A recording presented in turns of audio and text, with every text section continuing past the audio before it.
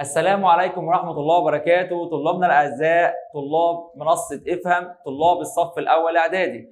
معكم مستر محمود حنفي، مدرس التاريخ والدراسات الاجتماعية. إن شاء الله هنبدأ النهاردة شرح أول درس عندنا في منهجنا، والدرس الأول بعنوان قارة أفريقيا، الموقع والكشوف الجغرافية. يلا بينا نبدأ ونسمي الله.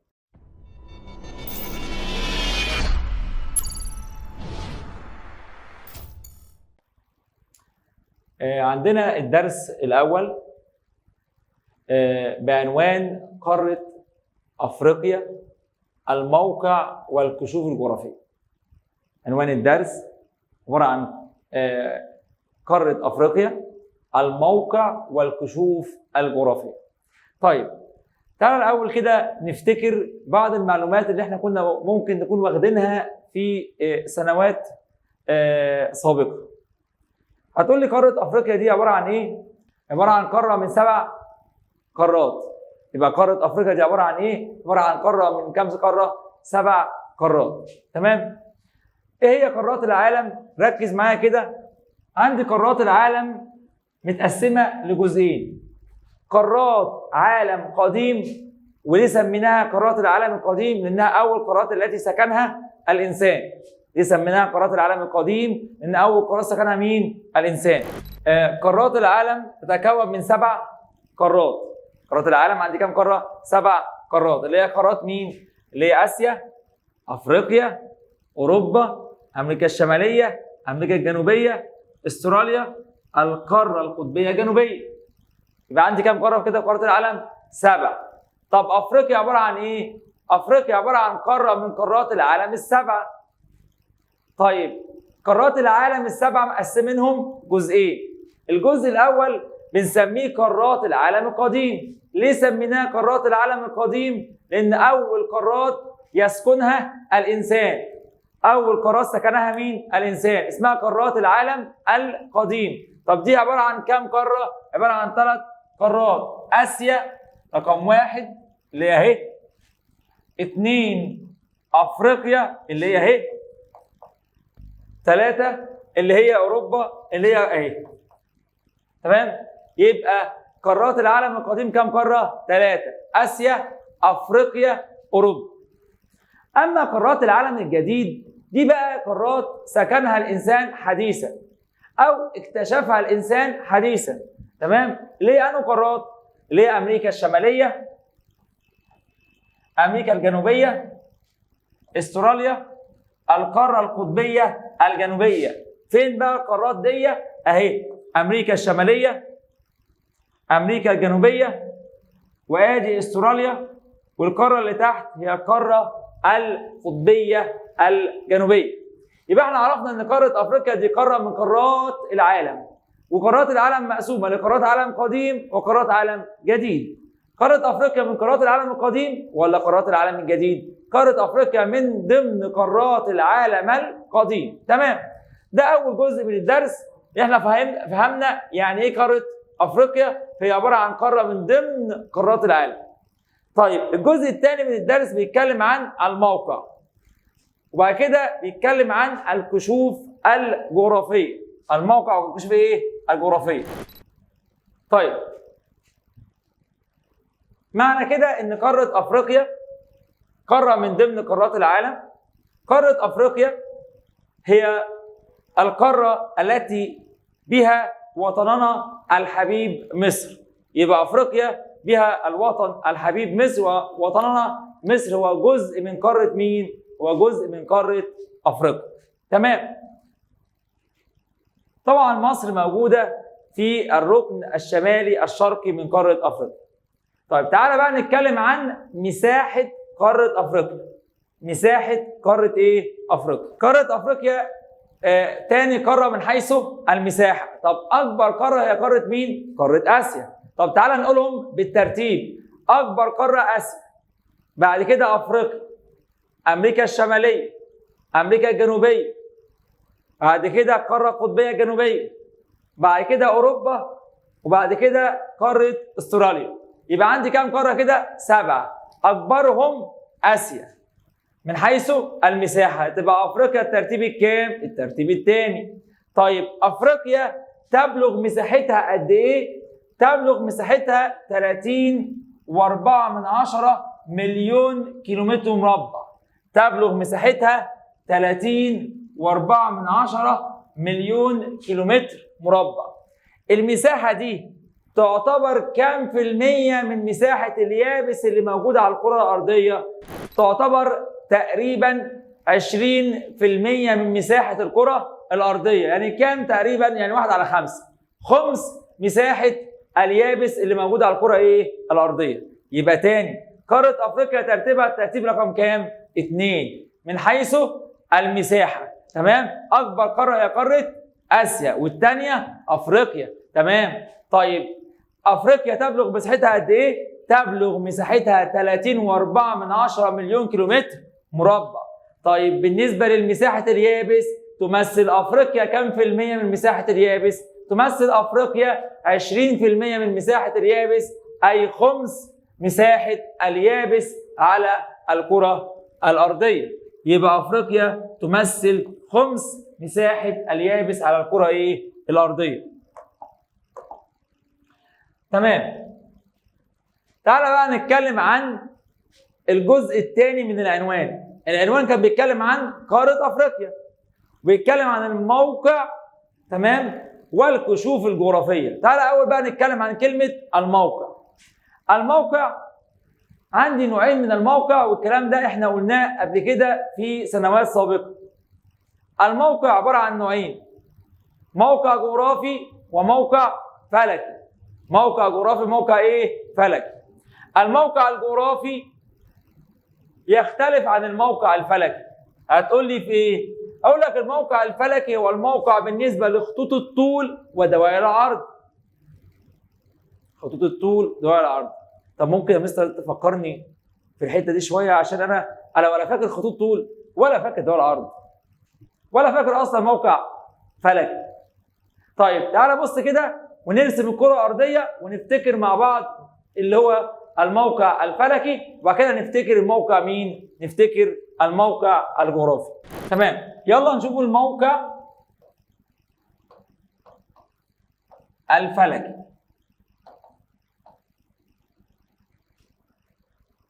تعالى نفتكر مع بعض. الموقع الفلكي هو الموقع بالنسبة لخطوط الطول ودوائر العرض.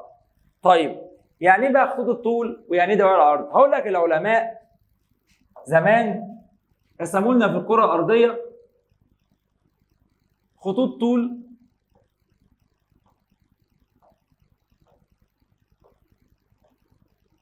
ثم رسموا دوائر عرض.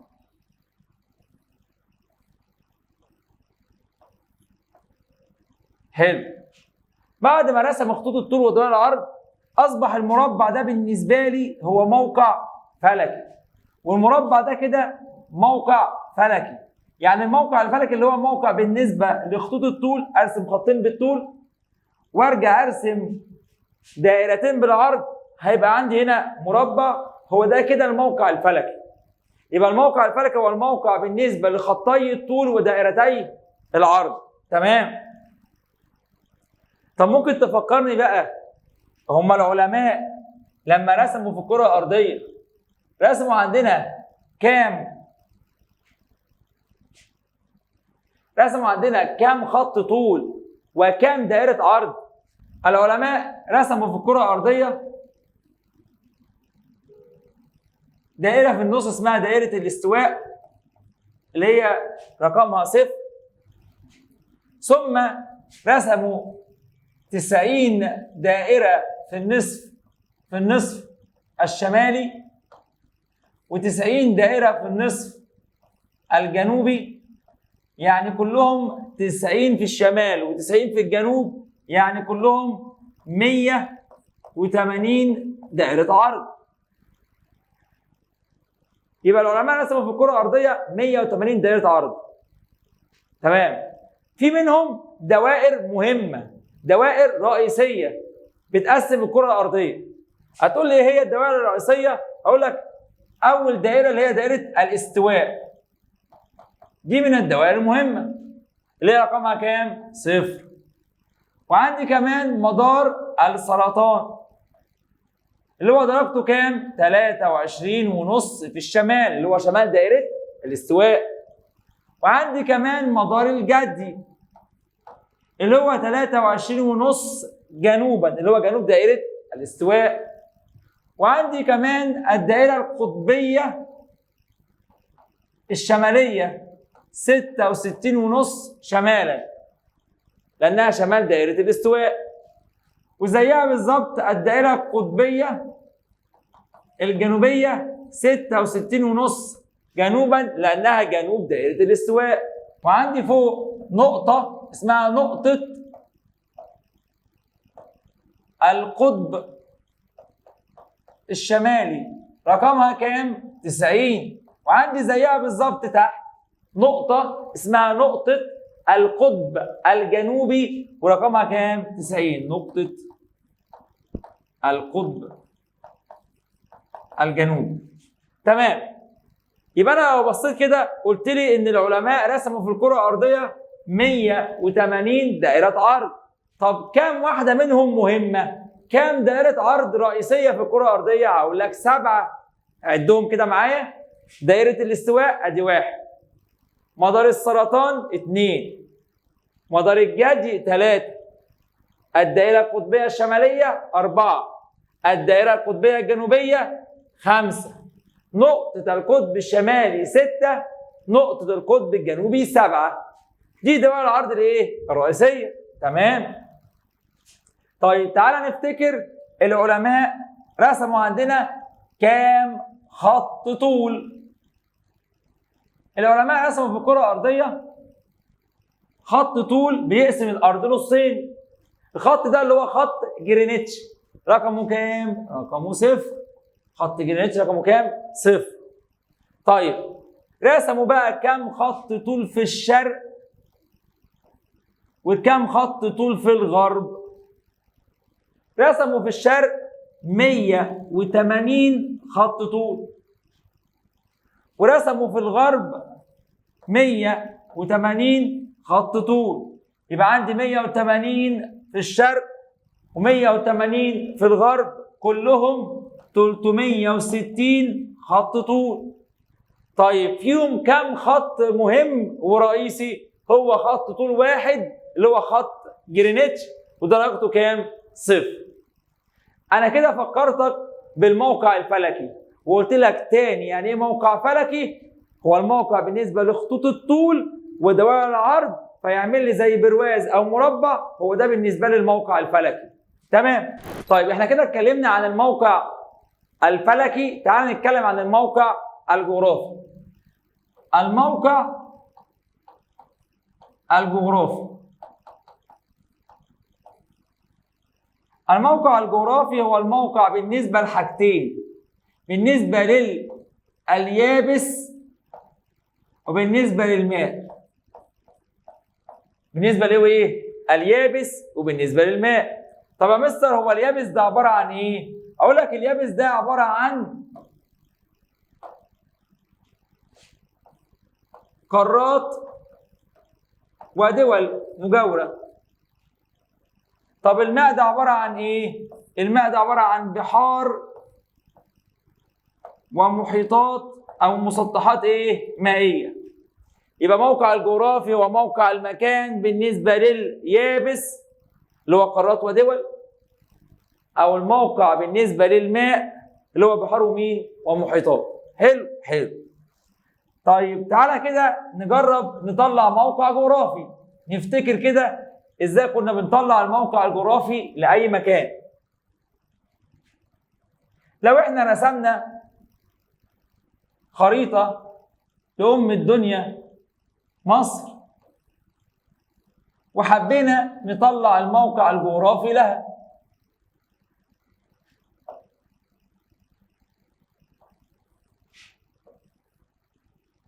يلا بينا كده نطلع الموقع الجغرافي.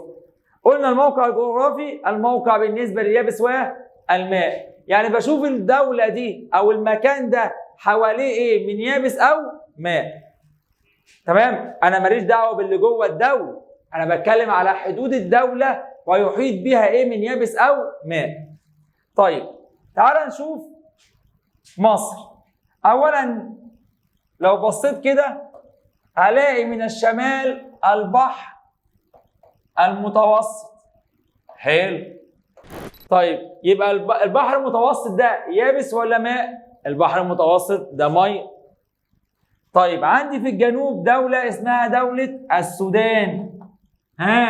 دولة السودان دي يابس ولا ميه؟ دولة السودان دي يابس. طيب ناحية الشرق عندي البحر الأحمر، وعندي هنا دولة اسمها فلسطين. يبقى عندي هنا البحر الأحمر وده عبارة عن ميه، ودولة اسمها فلسطين دي عبارة عن مين؟ يابس. يبقى فلسطين والبحر الأحمر. طب بالنسبة للغرب عندي دولة اسمها دولة ليبيا، ودي كده بالنسبة لي يابس برضه. يبقى أنا كده طلعت الموقع الجغرافي لمصر بالنسبة لليابس وبالنسبة للماء. أنا كده وضحت لك وفكرتك ما هو الموقع الفلكي، اللي هو الموقع بالنسبة لخطوط الطول ودوائر العرض، وفكرتك يعني ايه موقع جغرافي، هو الموقع بالنسبة لليابس والماء. تمام. تعالى بقى نرجع لدرسنا ونشوف الموقع الجغرافي والموقع الفلكي لقارة مين؟ لقارة أفريقيا. أولا قارة أفريقيا لو بصينا كده على الخريطة هنلاقي قارة أفريقيا تقع بين دائرتي عرض. دائرة في الجنوب اللي هي 34.5 جنوبا لحد 37.5 شمالا. يعني عندي 34.5 دائرة في الجنوب، 34.5 دائرة في الجنوب، وعندي كمان 37.5 دائرة في الشمال. طب لو جمعنا دول مع بعض هنلاقيهم حوالي 72 دائرة عرض.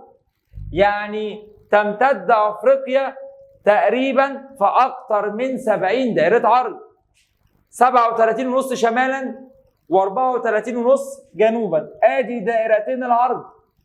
فاضل ايه؟ انزل بخطين الطول. طيب تعال نبص كده ونركز مع بعض. هنلاقي قارة افريقيا تقع بين خطي طول غربا وشرقا. غربا بين خطي طول 17 غربا اهو، وشرقا بين خط طول 51 شرقا. اذا افريقيا بين الخطين دول 17 في الغرب، 51 خط في الشرق. يعني 1 2 3 لحد ما 17 في الغرب، 1 2 3 4 لحد 51 في الشرق. طب هل افريقيا تقع معظمها في نصف الكرة الغربي؟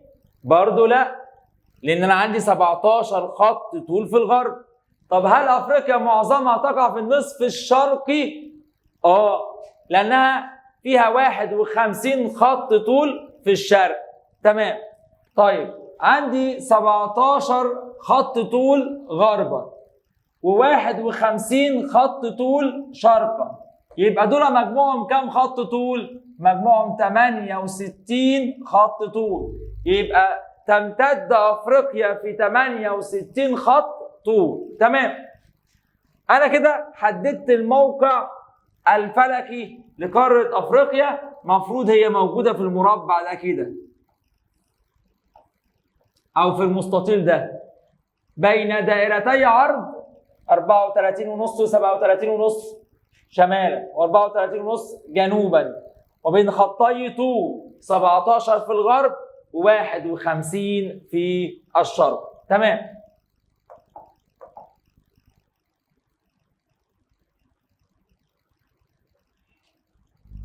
لو انا بصيت على خريطة افريقيا هلاقي ان افريقيا بتمر بيها 3 دوائر عرض من ال7 دوائر عرض الرئيسية. احنا قلنا عندنا 7 دوائر رئيسية، منهم 3 بيعدوا في قارة افريقيا. فين هم بقى ال3 دول؟ تعالى كده وركز معايا وانا اقول لك فين هم ال3.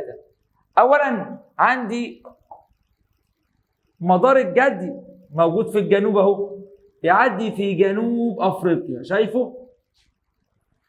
اطلع فوق الاقي دائرة الاستواء بتمر في وسط افريقيا. اطلع فوق الاقي مدار السرطان بيعدي في شمال افريقيا. يبقى 3 دوائر عرض رئيسيه بيعدوا في افريقيا. في الجنوب مدار الجدي، في الوسط دائره الاستواء، في الشمال مدار السرطان. حلو، ادي الدوائر العرض الرئيسيه. طيب السؤال بقى هنا، هل افريقيا بيعدي فيها خط الطول الرئيسي اللي هو خط جرينتش؟ تعالى كده بص معايا، هلاقي خط جرينتش اهو بيعدي في غرب قاره افريقيا. ادي شرقها وادي غربها. خط جرينتش بيعدي فين؟ بيعدي في غرب قاره افريقيا. ده كده بالنسبه الموقع بالنسبه لخطوط الطول ودوائر العرض. تعالى بقى نشوف قارة أفريقيا اللي موجودة في المكان ده. عندي مساحة من اليابس في الشمال ومساحة في اليابس في الجنوب. آدي النصف الشمالي وآدي النصف الجنوبي. لو ركزت كده على الخريطة هتلاقي النصف الجنوبي مساحته أصغر والنصف الشمالي مساحته أكبر. طيب تقريبا كام لكام؟ اللي في الجنوب التلت واللي في الشمال التلتين. يبقى تقع ثلثي المساحة من قارة أفريقيا في نصف الكرة الشمالي ولا الجنوبي؟ الشمالي. وثلث المساحة يقع في نصف الكرة الإيه؟ الجنوبي. تمام. ده كده بالنسبة لمساحة اليابس في أفريقيا، تمتد بين النصف الشمالي والنصف الجنوبي. كده تقريبا ثلثي المساحة في النصف الشمالي وثلث المساحة في النصف الجنوبي. تمام. اتكلمنا عن الموقع الفلكي، تعالى بقى نتكلم عن الموقع ايه؟ الجغرافي. طيب بالنسبة للموقع الجغرافي، لو بصيت لأفريقيا كده هلاقيها موجودة في وسط قارات العالم، في النص واخدة المنتصف. تمام؟ أفريقيا بتطل على مسطحات مائية مهمة. تعالى بقى نحدد الموقع بالنسبة لليابس أو الماء. طيب لو بصيت لأفريقيا هلاقي شمال أفريقيا البحر المتوسط. طب يا مستر البحر المتوسط ده يفصلها بينها وبين قارة مين؟ بينها وبين قارة أوروبا. يبقى البحر المتوسط في الشمال ويفصلها عن قارة مين؟ قارة أوروبا. طيب إيه كمان؟ تعال نبص لناحية الشرق. طيب هنلاقي ناحية الشرق هنا البحر الأحمر والمحيط الهندي. وطبعا هنا في قارة آسيا، بس البحر الأحمر والمحيط الهندي يفصلها عن قارة مين؟ يفصلها عن قارة آسيا. يبقى البحر الأحمر والمحيط الهندي يفصل قارة أفريقيا عن قارة إيه؟ آسيا. تمام؟ تعالى بقى نشوف ناحية الغرب. بالنسبة للغرب عندي المحيط الأطلنطي. المحيط الأطلنطي غرب أفريقيا يفصلها عن الأمريكتين، ليه أمريكا الشمالية وأمريكا الجنوبية. يبقى المحيط الأطلنطي فاصل بين أفريقيا والأمريكتين اللي هي أمريكا الشمالية وأمريكا الجنوبية.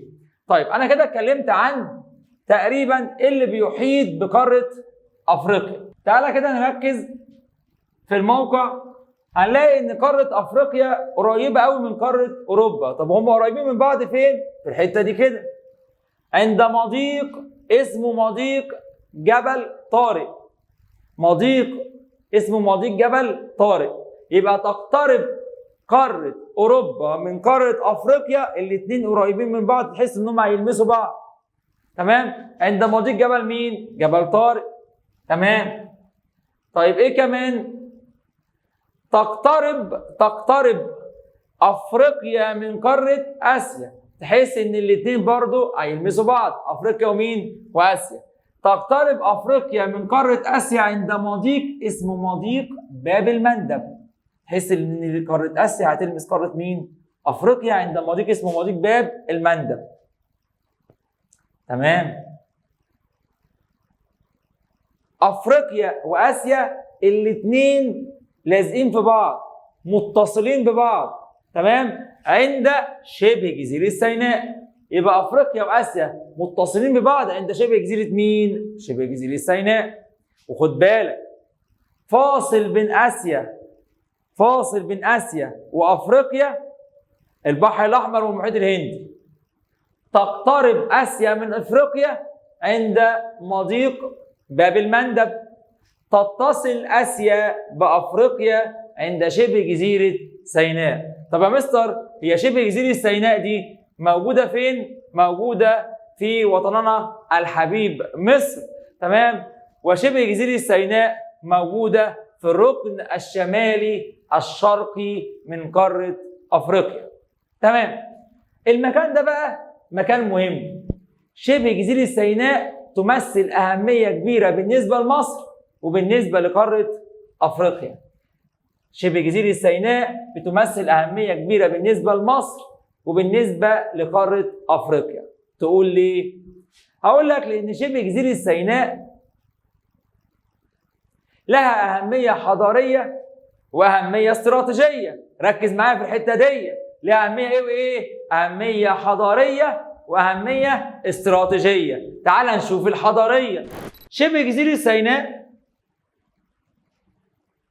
متصله بين افريقيا واسيا، بتاخد الحضاره والثقافه من اسيا تنقلها الى افريقيا. فكانت شبه جزيره سيناء بمثابه معبر او مكان بينقل الحضاره او التقدم او الثقافه من اسيا الى افريقيا. يبقى هنكتب ايه في الاجابه؟ هنقول ان شبه جزيره سيناء انتقل من خلالها بعض الثقافات والحضارات، تمام، من اسيا الى افريقيا. هتقول لي زي انه حضاره مثلا؟ اقول لك زي الحضاره الاسلاميه. تاني، اهميه شبه جزيره سيناء الحضاريه. شبه جزيره سيناء بتاخد الحضاره والتقدم والثقافه اللي موجود في اسيا تنقله لمين؟ تنقله الى افريقيا. يبقى من خلالها انتقلت الحضارات والثقافات من اسيا الى افريقيا زي الحضاره الاسلاميه، تمام؟ انا كده اتكلمت عن الاهميه الحضاريه لشبه جزيره سيناء. تعال بقى نشوف الاهميه الاستراتيجيه لشبه جزيره سيناء. اولا يعني ايه كلمه استراتيجيه كده؟ يعني في مختصر الكلام، الاهميه الاستراتيجيه هي الاهميه في وقت الحرب او في وقت السلم، تمام؟ في وقت الحرب والازمات او في وقت السلم. يعني لشبه جزيره سيناء في وقت الحرب لها اهميه، وفي وقت السلم برضو لها ايه؟ اهميه. هتقولي بقى ليه؟ ليه شبه جزيره سيناء تمثل اهميه لقاره افريقيا وبالنسبه لمصر اهميه استراتيجيه؟ اقول لك لان شبه جزيره سيناء بالنسبه لنا بمثابه المعبر او البوابه الذي ينتقل منها الحملات العسكريه.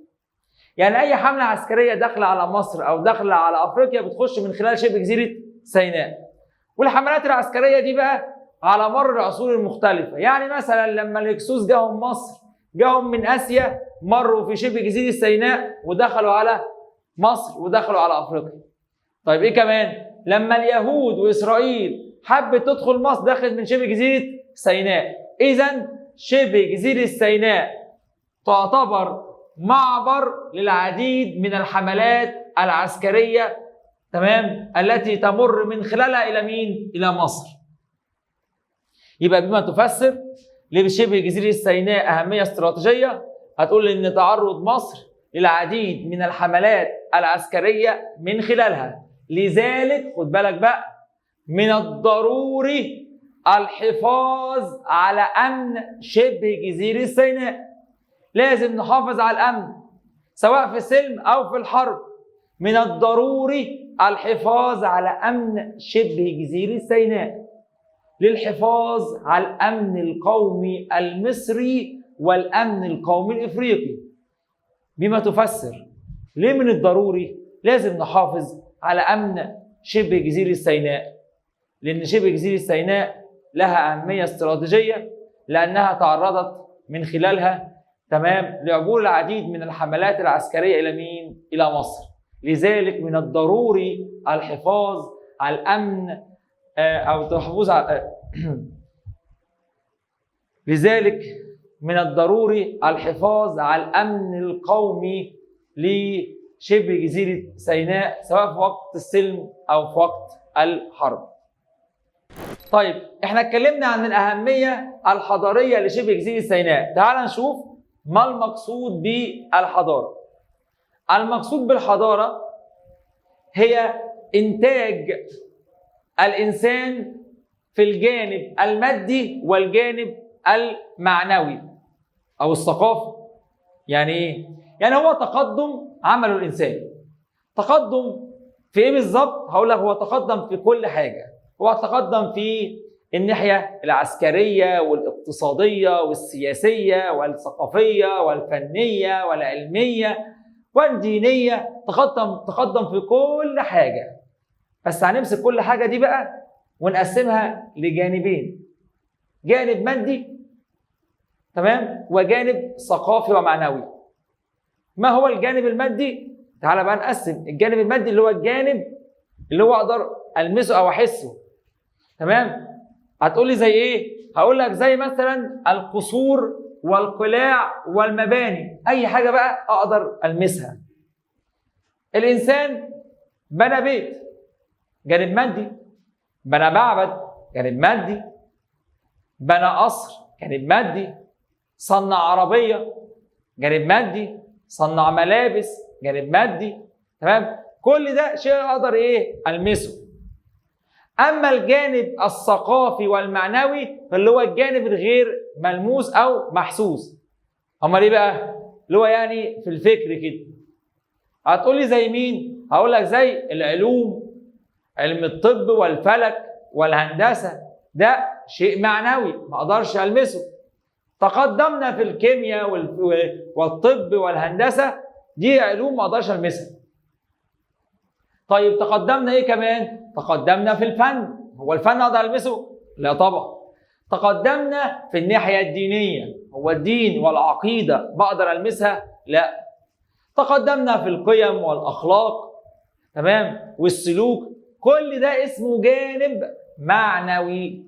يبقى الحضاره المقصود بها هو التقدم اللي عمله الانسان، هو انتاج الانسان. انتاج الانسان في كل حاجه. هنقسم كل حاجه دي لحاجتين: جانب ثقافي، عادات وتقاليد وعلوم وفنون وقيم، وجانب مادي، القلاع والمباني والقصور. تمام؟ وكل ده اللي بيميز مجتمعنا عن المجتمعات الايه؟ الاخرى. ده كده بالنسبه ما المقصود بكلمه الحضاره. طيب نتكلم عن ايه دلوقتي؟ هنتكلم عن اهميه موقع قاره افريقيا. هتقولي هو الموقع ده له اهميه؟ اقول لك ليه اهميه. عندي كام اهميه لموقع افريقيا؟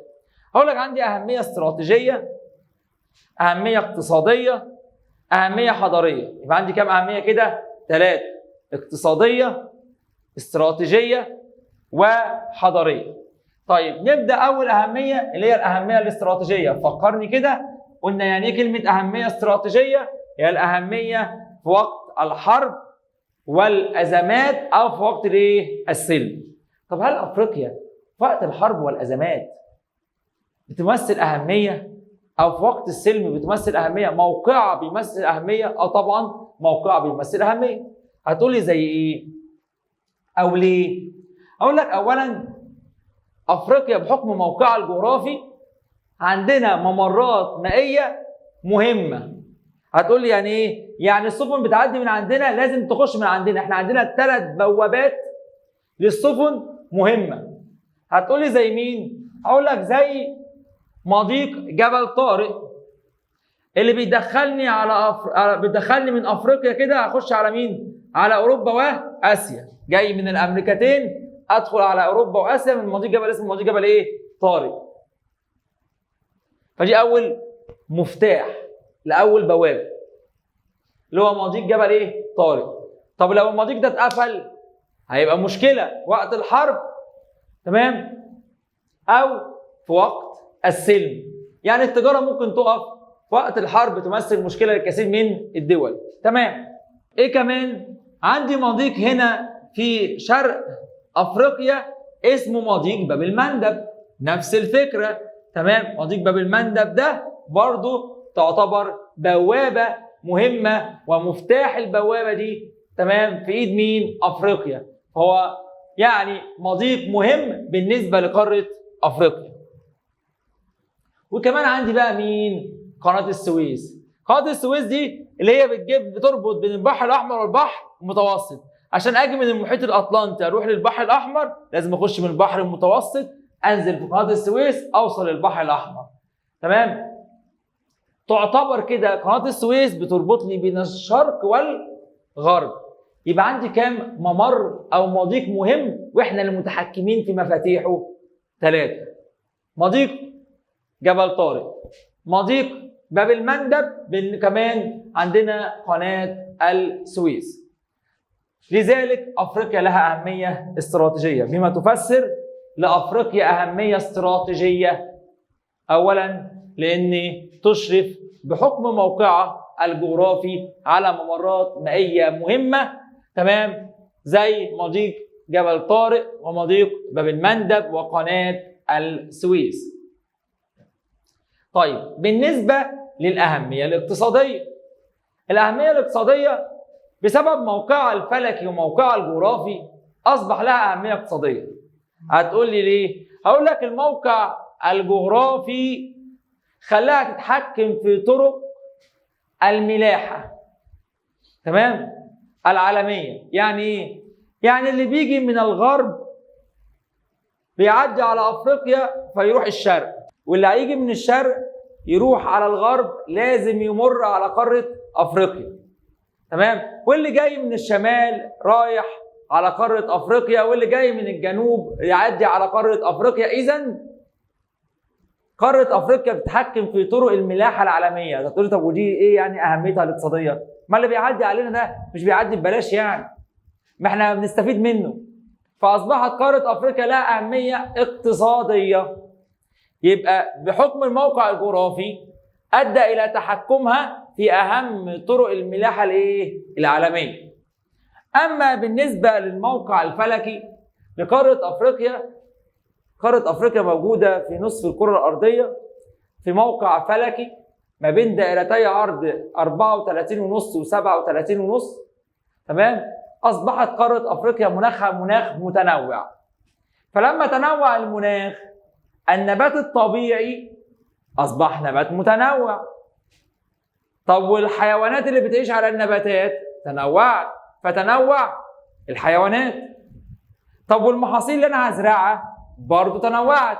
يبقى تنوع المناخ فتنوع النبات الطبيعي، فتنوعت الحيوانات وتنوعت المحاصيل الزراعيه. وطبعا كل ده انا اقدر استفيد برضه منه اقتصاديا. اذا دي كده الاهميه الاقتصاديه لقاره افريقيا. فلما يجي يقول لك بما تفسر لافريقيا اهميه اقتصاديه، هتقول بحكم موقعها الجغرافي ادى الى تحكمها في اهم طرق الملاحه العالميه، وبحكم موقعها الفلكي ادى الى تنوع المناخ وتنوع النبات وتنوعت الحيوانات وتنوعت المحاصيل الزراعيه. طيب احنا كده اتكلمنا عن اهميه قاره افريقيا، اتكلمنا عن الاهميه الاقتصاديه، واتكلمنا عن الاهميه الاستراتيجيه، واتكلمنا عن اهميه حضاريه. طيب يبقى فاضل لنا ايه كده من الدرس؟ فاضل لنا الجزء الاخير من الدرس اللي هو الكشوف الجغرافيه لقاره افريقيا. تمام. هل تم اكتشاف قاره افريقيا وتم اكتشاف كل اجزاء قاره افريقيا في وقت واحد؟ لا طبعا. الكثير من اجزاء قاره افريقيا تم اكتشافها في وقت متاخر شويه. تمام؟ تاني، بالرغم ان قاره افريقيا احدى قارات العالم القديم، الا ان كثير من اجزائها قد تاخر استكشافها. كثير من اجزائها قد تاخر استكشافها. تمام. تعالى بقى نتعرف على بعض الكشوف الجغرافيه لقاره افريقيا. هنتكلم دلوقتي عن بعض الكشوف الجغرافيه لقاره قاره افريقيا. تمام. طيب مين اللي هيهتم باكتشاف قاره افريقيا وهنتكلم عنهم؟ هنتكلم عن دور مصر، هنتكلم عن دور العرب، هنتكلم عن دور الاوروبيين. هنتكلم عن كام دور كده؟ 3. دور مصر، دور العرب، دور مين؟ الاوروبيين. بالنسبه لدور مصر هنتكلم عن دور مصر قديما وحديثا. وهنتكلم عن دور العرب اللي هم مين؟ الرحاله والجغرافيين العرب والقوافل العربيه او التجار العرب. اما بالنسبه للاوروبيين هنتكلم عن الاوروبيين في القرن ال15 وهنتكلم عن الاوروبيين في القرن ال18 وال19. تمام؟ تعالى كده نقسمهم قدامنا، تمام، عشان نبقى شايفين ان احنا هنتكلم عن قاره افريقيا ومين اللي اكتشفها، تمام، ويبقى عاملين زي مخطط لنا عشان نبقى فاهمين مين اللي اكتشف قاره افريقيا. تعالى كده مع بعض نشوف بعض الكشوف الجغرافيه لقاره افريقيا. طيب احنا هنتكلم عن دور مين؟ اولا احنا هنتكلم عن دور مصر.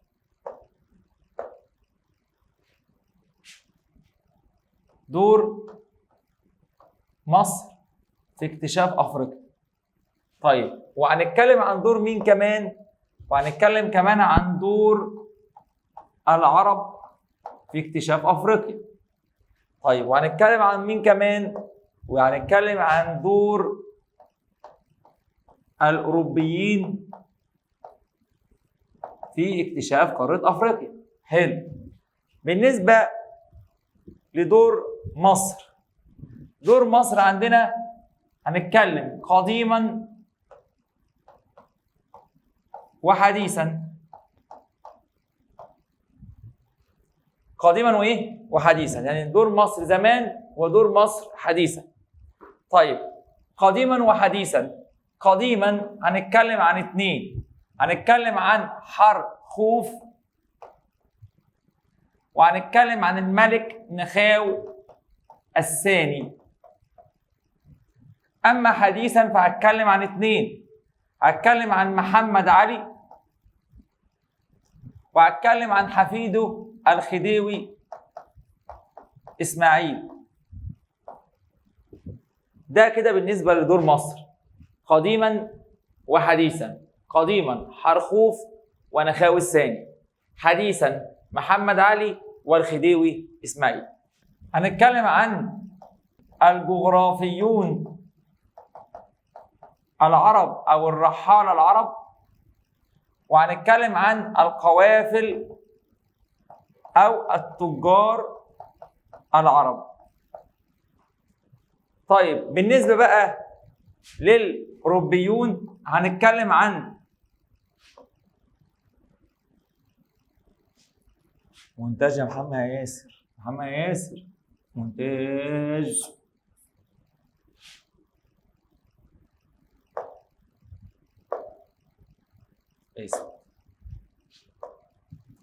اما بقى بالنسبه لدور الاوروبيون، تمام، فعندنا في القرن ال15 وعندنا في القرن ال18 وال19. ده كده بعض الكشوف الجغرافيه في قاره افريقيا.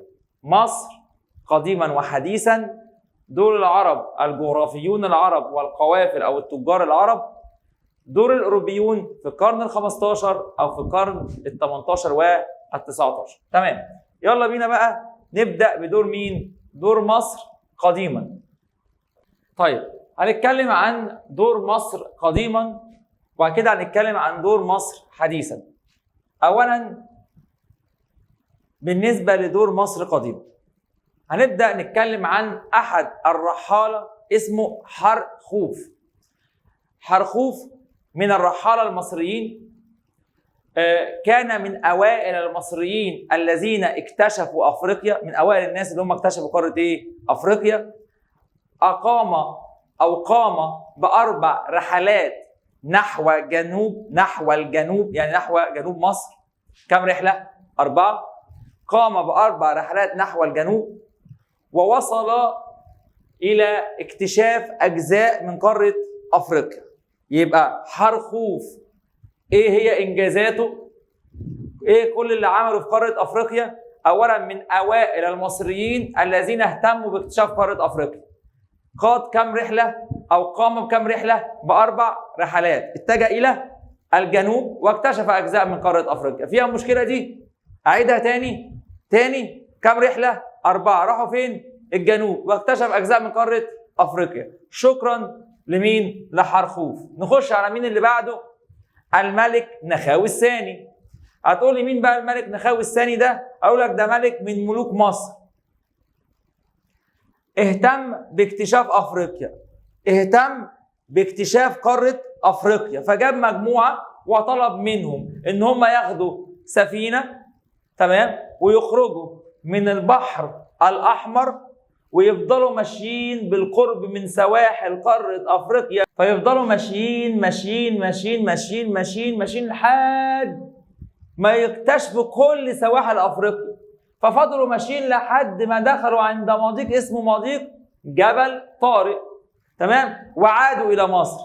الرحلة دي استغرقت كام سنة؟ 3 سنوات، تمام.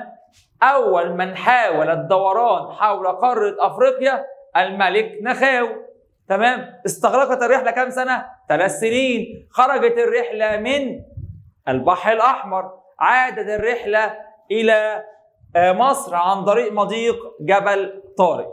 ده كده بالنسبة للملك نخاوي. نعيد في حاجة تاني، تمام. هنا المصريين بقى في النهاية ودورهم انتهى قديما. وصلوا لحد فين؟ وصل المصريين القدماء إلى إن هم اكتشفوا السودان ومنطقة القرن الإفريقي، وامتدت الحضارة بتاعتنا وتأثيرنا وصل لحد غرب أفريقيا وأعالي منابع النيل الاستوائية. تاني، احنا وصلنا ايه؟ اكتشفنا ووصلنا لحد السودان ومنطقة القرن الأفريقي. وصلنا لمنطقة السودان ومنطقة القرن الأفريقي، وحضارتنا وتأثيرنا الحضاري وصل لغرب أفريقيا وأعالي منابع النيل الاستوائية. يعني احنا أثرنا على غرب أفريقيا حضاريا، وأثرنا على مناطق اللي هي أعالي منابع النيل الاستوائية. فيجي واحد يقول له مستر، طب ومنطقة القرن الأفريقي دي فين؟ اللي هي عند خليج عدن، اللي هي جنوب البحر الأحمر. تعال نبص كده عليها على الخريطة. المنطقة دي اللي هي اسمها منطقة القرن الأفريقي، الجزء ده اسمها منطقة القرن الأفريقي. يبقى احنا وصلنا لحد السودان، وصلنا إلى منطقة القرن الأفريقي، وحضارتنا وصلت لحد الغرب، وكمان وصلت إلى أعالي منابع النيل الاستوائية. المنطقة دي اسمها منطقة أعالي منابع النيل الاستوائية. يبقى تأثيرنا الحضاري وصل لحد الغرب ووصل إلى منطقة أعالي منابع النيل الاستوائية، تمام. ده كده بالنسبة لدور مصر قديما. تعال بقى نشوف دور مصر حديثا. طيب، هنتكلم عن مين دلوقتي؟ هنتكلم عن محمد علي باشا. محمد علي باشا اهتم باكتشاف قارة أفريقيا، اهتم باكتشاف أين ينبع نهر النيل. قال لهم بصوا بقى، أنا عاوز أعرف مية نهر النيل دي جاية منين؟ هات لي أولها. أنا عاوز أعرف المنبع الذي ينبع منه نهر النيل. فلو سمحتم خدوا بقى مركب وامشوا في النهر لحد ما توصلوا من أين ينبع نهر النيل. فالمصريين ركبوا في مركب سنة 1839 وفضلوا ماشيين. النهر طويل، تمام. ففضلوا ماشيين وبيكتشفوا، ولكن في الآخر وقفوا لحد فين؟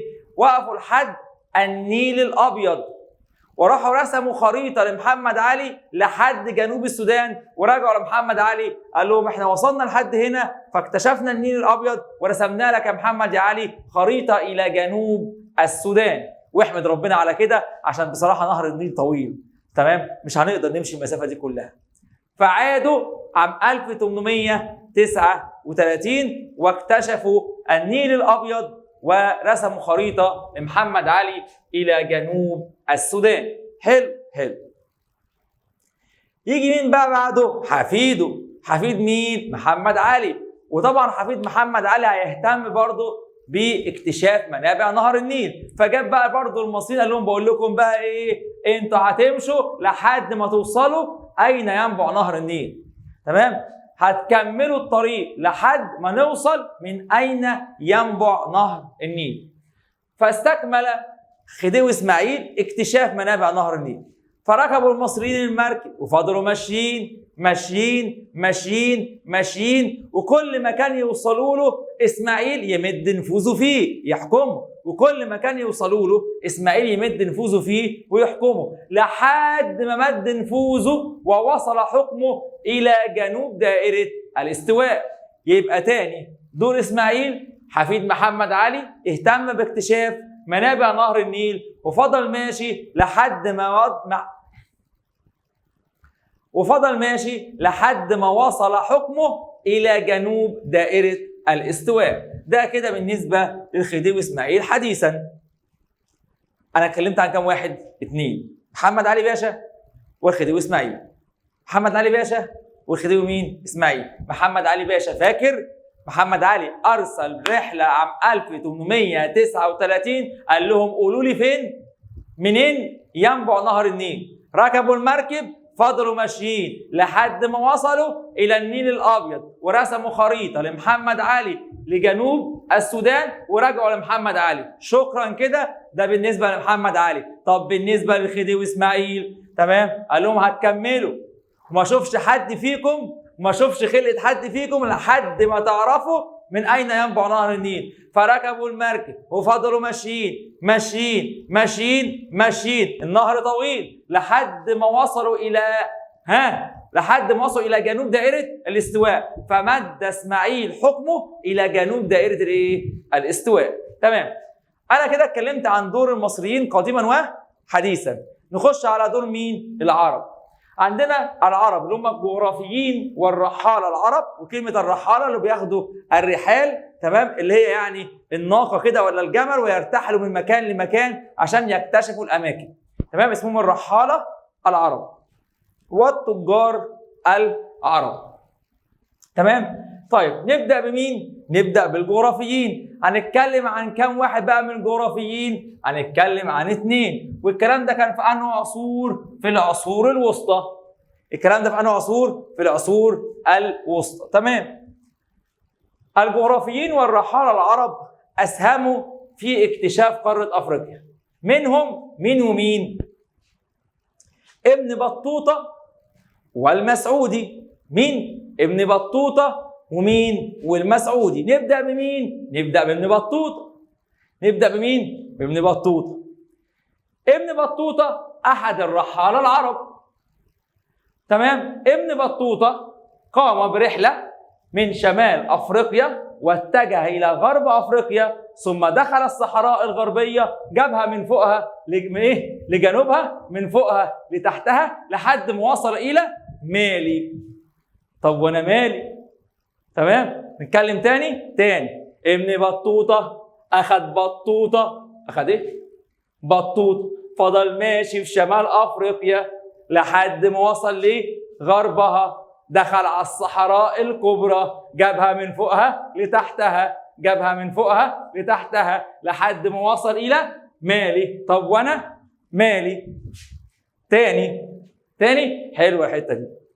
ابن بطوطه اخذ بطوطه، مشى في شمال افريقيا ومشى في غربها ودخل على الصحراء الكبرى، جابها من فوقها لتحتها لحد ما وصل الى مالي. طب وانا مالي؟ ده بالنسبه لمين؟ ابن بطوطه. اعيدها تاني؟ لا شكرا.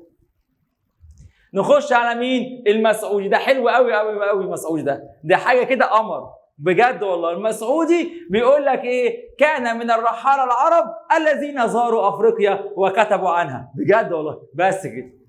صعبه الحته دي، والنبي اعيدها تاني عشان الموضوع صعب. مين المسعودي؟ حلو، الراجل ده امور كده وحاجه كيوت كده.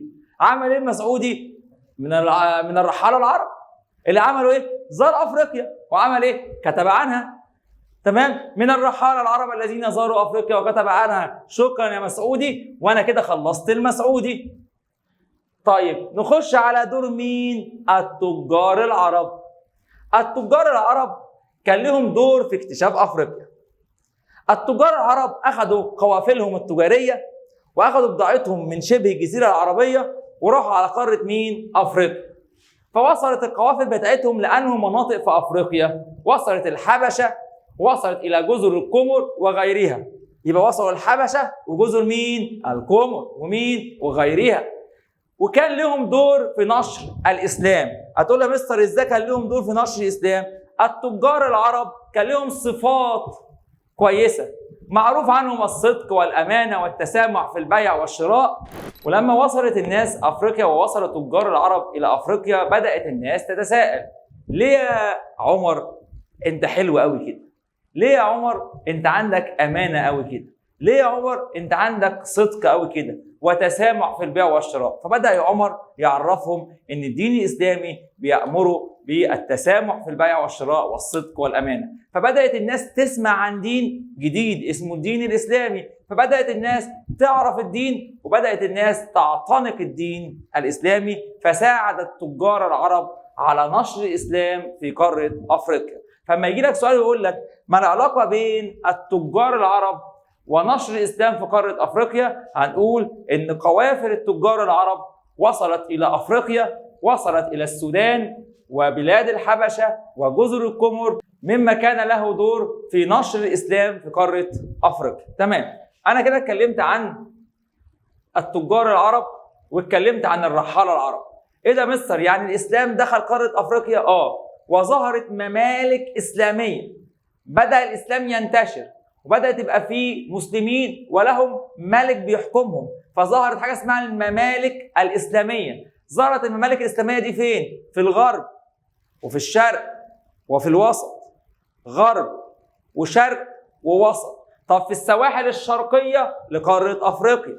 طب وفين كمان؟ وفي الوسط عند هضبه البحيرات الاستوائيه. طب وفي الغرب فين؟ في غرب قاره افريقيا. يبقى انتشر الاسلام وظهرت الممالك الاسلاميه في قاره افريقيا. فين؟ في الشرق وفي الوسط عند هضبه البحيرات الاستوائيه، وكمان وصلت الممالك بعضها الى غرب قاره افريقيا. تمام.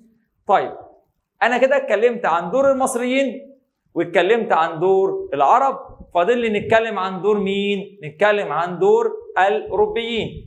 وقلنا هنتكلم عن دور الاوروبيين خلال القرن ال15 وخلال القرن ال18 والقرن ال19، نهايه القرن ال18 وخلال القرن الكام؟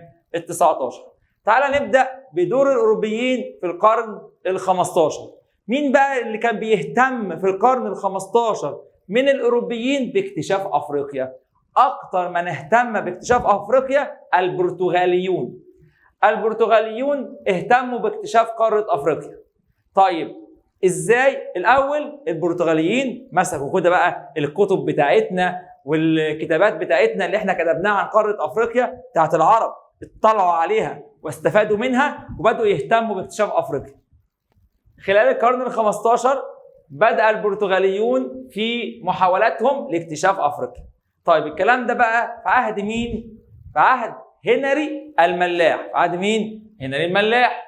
هنا بقى بدأوا يستفيدوا من كتابات العرب، فاستفادوا من كتب العرب ومن كتابات العرب، ثم أرسلوا رحلات لاكتشاف قارة أفريقيا، وحاولوا ان هم يوصلوا للهند عن طريق الدوران حول قارة مين؟ أفريقيا. حاولوا ان هم يوصلوا للهند عن طريق الدوران حول قارة أفريقيا. ده في عهد مين؟ هنري الملاح. يبقى هنري الملاح استفادوا من كتابات العرب، بعد أن اطلعوا عليها استفادوا منها، ثم بدأوا يهتموا باكتشاف قارة أفريقيا، وقال لك احنا عاوزين نوصل للهند بس عن طريق الدوران حول قارة ايه؟ حوالين قارة أفريقيا. ازاي؟ ادي البرتغال هنا، دي كده منطقة اللي هم البرتغاليون، عاوزين نوصل للهند اللي هي هنا كده بس عن طريق الدوران حول قارة أفريقيا. تمام؟ طيب ايه اللي حصل؟ اهتموا باكتشاف الطريق ده، فاهتموا بإنشاء الموانئ والمراكز التجارية. طلب منهم بقى ان هم يعملوا في الطريق وهم ماشيين كل ما يوصلوا لمكان يعملوا فيه موانئ ومراكز تجارية. وهم ماشيين يقفوا في مكان يعملوا فيه موانئ ومراكز تجاريه، يقفوا في مكان تاني يعملوا موانئ ومراكز تجاريه، يقفوا في مكان تاني يعملوا موانئ ومراكز تجاريه. طيب ليه اسسوا الموانئ والمراكز التجاريه على طول الطريق ده اللي اتسمى باسم طريق رأس الرجاء الصالح؟ ليه اهتموا بالكلام ده؟ قال لك لتأمين الملاحه والتجاره، لتأمين الملاحه والتجاره. يبقى انشاء الموانئ وانشاء المراكز التجاريه بيساعد على تأمين الملاحه والتجاره. يبقى الطريق مؤمن. يعني ايه؟ اكيد الطريق ده طويل، فلازم يكون في موانئ عشان السفن ترسو فيها، تمام؟ تاخد وقت من الراحه، تزود نفسها باللي هي محتاجاه من طعام او مياه، تمام؟ يحصل تبادل تجاري، يبقى كده الطريق مؤمن. غير كده هيبقى الطريق طويل جدا وغير آمن. يبقى بما تفسر ليه البرتغاليين اهتموا بإنشاء الموانئ والمراكز التجارية على طول طريق رأس الرجاء الصالح. السبب لتأمين التجارة والملاحة، لتأمين التجارة والملاحة. طيب ده كده بالنسبة للبرتغاليين اللي هم كانوا في القرن الكام؟ ال15. نتكلم عن مين بقى؟ نتكلم عن خلال القرن ال18 وال19، نهاية القرن ال18 وخلال القرن ال19. مين بقى اللي هيهتم باكتشاف قارة أفريقيا؟ الأوروبيون. مين؟ الأوروبيون سمعوا إن أفريقيا مليئة بالثروات ومليئة بالخيرات. سمعوا وعرفوا إن أفريقيا مليئة بالخيرات ومليئة بالثروات، تمام؟ طيب فبدأوا كلهم يهتموا بالمكان اللي فيه خير وثروات كتير دي. تعال نحكي كده حكاية مثلا. تعال مثلا نتخيل إن بيت أو شقة، تمام؟ الشقة دي فيها، سمعنا إن فيها كنوز كتير. الشارع كله سمع إن الشقة دي، تمام، فيها خيرات ربنا، تمام؟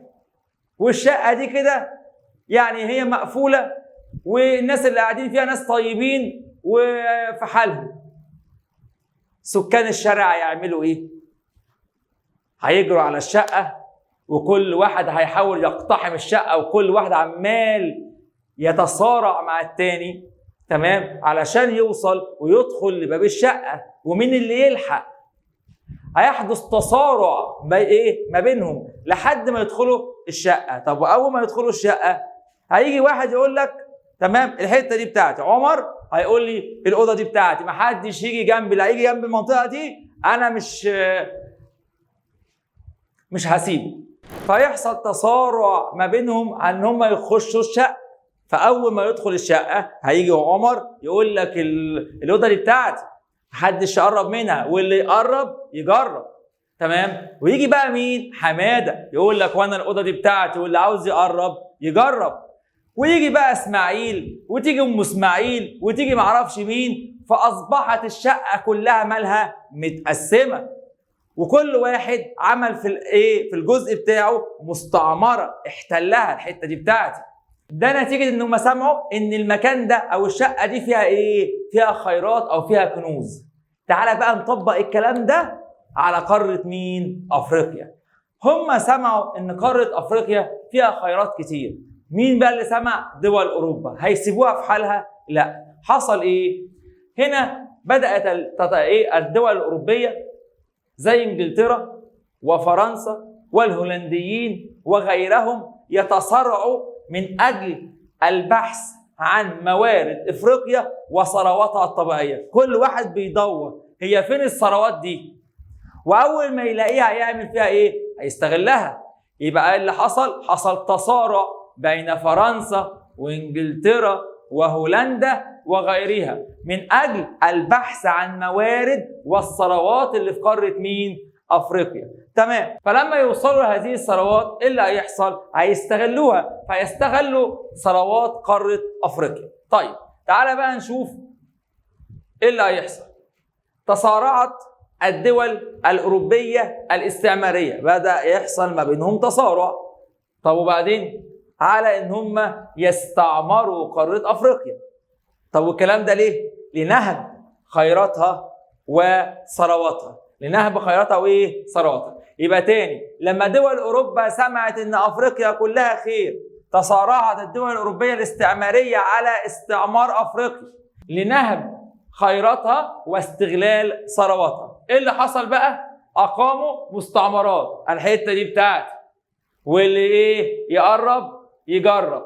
تمام؟ طيب، فأقاموا المستعمرات في كافة أنحاء قارة أفريقيا وقسموها، وكل واحد أخذ حتة. فإيه اللي حصل؟ فتم تقسيم أفريقيا إلى عدة دول. تمام؟ تم تقسيم أفريقيا إلى عدة إيه؟ دول. الكلام ده كله ليه؟ قسموا الكلام ده كله ليه؟ علشان يضمنوا لنفسهم استمرار نفوذهم واستغلال ثرواتها. عشان يضمنوا لنفسهم استمرار نفوذهم واستغلال ثرواتها. يبقى تاني، سمعوا ان في خير في افريقيا، بدأ يحصل ما بينهم تصارعت الدول الاستعمارية على قارة افريقيا لنهب خيراتها. طب ايه اللي حصل؟ اقاموا مستعمرات في قارة افريقيا، مسكوا افريقيا وعملوا فيها ايه؟ قسموها الى عدة دول. طب انت عملت كده ليه؟ قال لك عشان اضمن يبقى ليا نفوذ واستغل الثروات، لضمان نفوذها واستغلال ثرواتها. تمام؟ الكلام ده بقى في الاخر ادى الى ايه؟ ادى ان قارة افريقيا اصبحت بالمنظر ده. ايه المنظر ده؟ تعاني من الفقر رغم امتلاكها الكثير من الخيرات والثروات. ايه اللي حصل؟ استغلوا هذه الثروات ونهبوها وتركوا لنا الفقر. سابوا لنا الفقر واستغلوا ثرواتنا ونهبوها. ادى ذلك ان افريقيا اصبحت في النهاية بتعاني من الفقر رغم امتلاكها للعديد من الثروات. طيب، نيجي هنا مثلا عندنا سؤال ويقول لك بما تفسر ليه الاوروبيين اهتموا باكتشاف قاره افريقيا؟ احنا عندنا اوروبيين في القرن ال15 والقرن الكام؟ ال18 وال19. هتقول لي الاوروبيين اللي في القرن ال15 اهتموا عشان يوصلوا للهند عن طريق الدوران حول قاره افريقيا، ادي واحد. اللي في القرن ال18 وال19 اهتموا لنهب خيرات افريقيا واستغلال ثرواتها، لنهب خيرات افريقيا واستغلال ثرواتها. تمام؟ طيب، سؤال تاني يقول لك بما تفسر تم تقسيم افريقيا او تنقسم قاره افريقيا الى عدد كبير من الدول مختلفه المساحه. ليه اتقسمت لعدد كبير من الدول مختلفه المساحه؟ هقول لك بسبب التصارع بين الدول الاستعماريه والخناقه ما بينهم، تمام، لنهب خيراتها واستغلال ثرواتها. للتصارع بين الدول الاوروبيه الاستعماريه لنهب خيراتها واستغلال ثرواتها. طيب، ايه النتيجه المترتبه من قيام الدول الاستعماريه بتقسيم افريقيا ونهب خيراتها؟ جعل افريقيا تعاني من الفقر رغم امتلاكها الكثير من الثروات الطبيعيه المتعدده. اصبحت افريقيا تعاني من الفقر رغم امتلاكها الكثير من الثروات الطبيعيه المتعدده. تمام؟ تعالى بقى نتكلم عن الخريطة السياسية. مش احنا قلنا افريقيا اتقسمت لعدة دول؟ تمام؟ تعالى بقى نشوف بقى افريقيا بعد التقسيم بقى شكلها ايه. قارة افريقيا اصبحت تتكون من 54 دولة.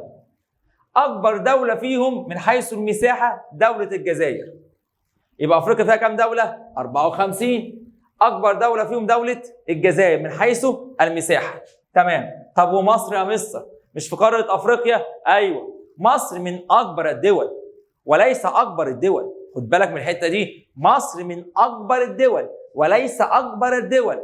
يعني إيه؟ يعني مثلا أقول لك أنا عندي مثلا 10 أوائل على المدرسة، بس عمر هو الأول. تمام؟ يبقى عمر هو الأول على المدرسة. ينفع أقول إن حمادة هو الأول؟ ما ينفعش، بس حمادة من ال10 الأوائل.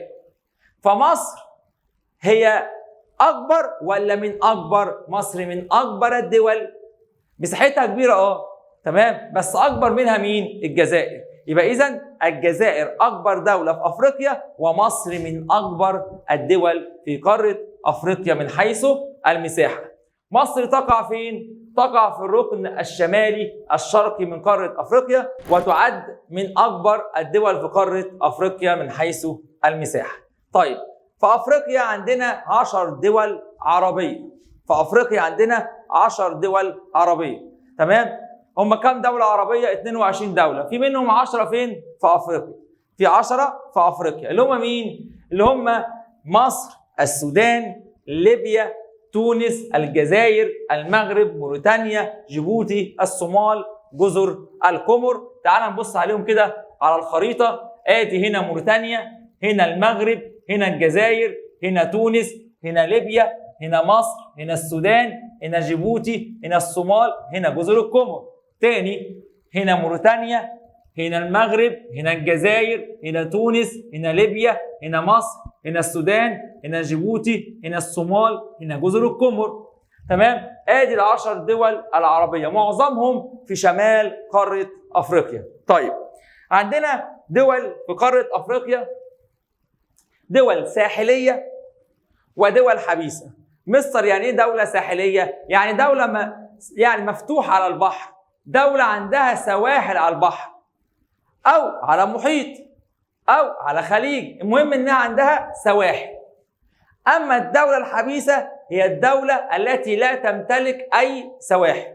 يبقى الدوله الساحليه هي الدوله اللي عندها سواحل، الدوله الحبيسه هي الدوله التي لا تطل على اي مسطحات مائيه، ولا بحر ولا محيط ولا خليج.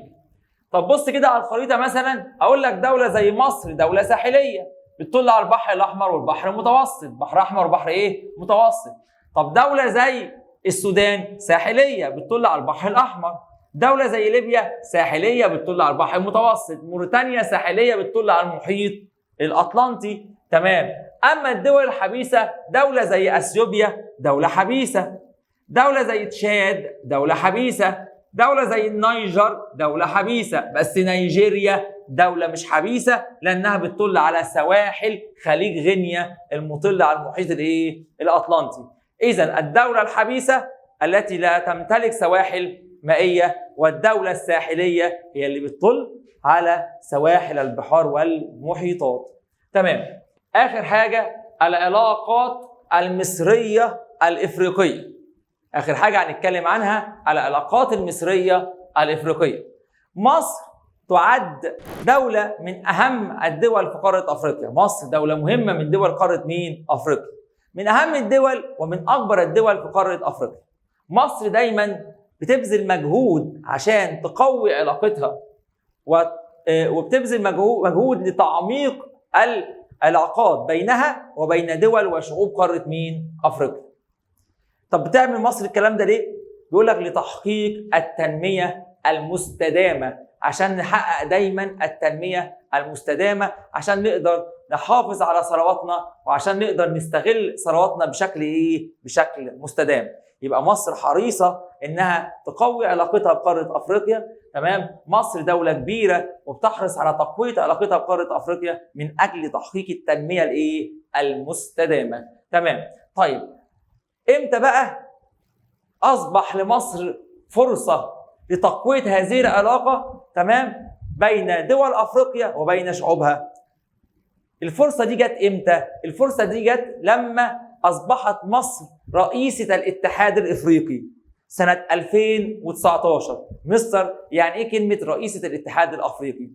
اقول لك الاتحاد الافريقي ده منظمه دوليه بتشمل كل دول افريقيا.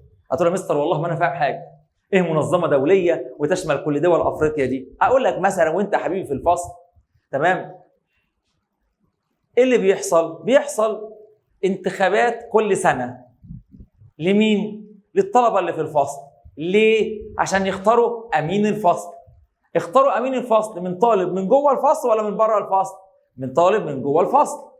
هل كل سنه بيتغير؟ كل سنه بيحصل انتخابات وبيختاروا واحد يبقى امين الفصل، هو المسؤول عن كل الطلبه اللي في الفصل، هو الذي يتحدث عن مشاكل الطلبه اللي في الفصل، هو اللي بيحاول ان هو يهدي، تمام، لو في مشكله ما بين اتنين، او بيحاول ان هو يقوي علاقته مع كل التلاميذ او الطلبه اللي فين؟ في الفصل. نفس الفكره. الاتحاد الافريقي هي منظمه تشمل كل الدول اللي في افريقيا، بس دول افريقيا مش في الفصل، دول افريقيا فين؟ في قاره افريقيا. فبيتم انتخاب دوله تبقى هي رئيسه الاتحاد الافريقي. طب مصر انتخبوها سنه كام؟ مصر انتخبوها سنه لتصبح هي رئيسة الاتحاد الإفريقي. طب مصر هتعمل إيه؟ هتعمل نفس الفكرة، هتعمل جهود من أجل تقوية علاقتها بدول أفريقيا وشعوب قارة أفريقيا. فوجدت مصر الفرصة لتقوية علاقتها تمام في قارة أفريقيا ومع شعوب دول قارة أفريقيا. فوجدت مصر فرصة قوية لتعميق دور مصر الريادي في قارة أفريقيا لتدعيم علاقتها مع دول القارة ومع شعوب القارة. ده كان سنة كام؟ 2019. يبقى ما النتائج المترتبة على انتخاب مصر أو اختيار مصر لرئاسة الاتحاد الإفريقي عام 2019؟ تم اختيار مصر لتكون رئيسة الاتحاد الأفريقي، وبناء على ذلك قامت مصر بتقوية علاقتها مع دول قارة أفريقيا ومع شعوب القارة. وبكده احنا خلصنا الدرس الأول في منهجنا للصف الأول الإعدادي، وللحديث بقية إن كان لنا معكم في العمر بقية. والسلام عليكم ورحمة الله وبركاته.